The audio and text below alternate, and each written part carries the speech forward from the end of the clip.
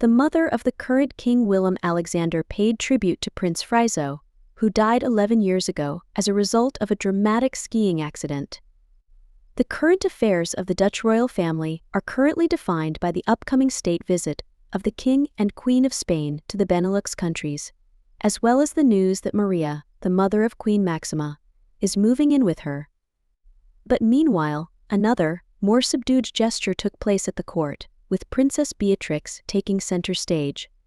Former monarch of the Netherlands until 2013, Princess Beatrix was the main figure at an event commemorating her late son Friso. Prince Friso, second in line to the Dutch throne, died at the age of 44 following a tragic skiing accident, which left him in a coma for several months. 11 years after having to bury her son, the 86-year-old king unveiled a special monument in the park of the municipality of Baarn, named the royal family. According to official social media accounts of the Dutch court, sculptor Arthur Spronken created this bronze sculpture group, which consists of portraits of former Queen Beatrix, Prince Claus, and their 3 sons. Undoubtedly, seeing the face of her late son, Princess of Orange once again stirred up memories and a sense of closeness with her beloved son Friso. Also remembered is her husband, Claus von Amsberg, who died in 2002 at the age of 76, and is also immortalized in sculpture.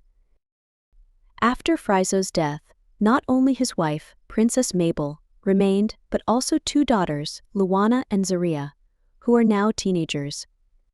Although after his death, the widow of Prince Friso led a life, practically avoiding attention, she devoted her heart and soul to charitable endeavors and still occasionally appears in public.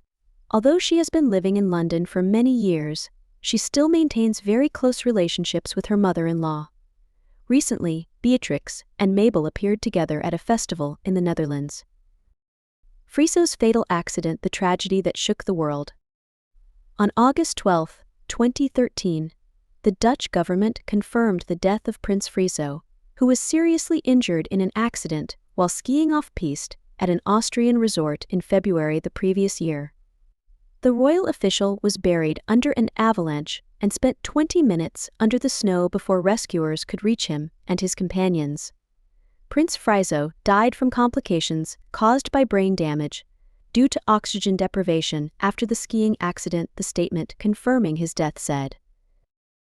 Before Friso's accident, the second of 3 sons of Princess Beatrix was known as the Shining Prince. He studied at the University of California, Berkeley, Delft University of Technology, and Erasmus University Rotterdam, and graduated with honors from the Faculty of Engineering and Economics.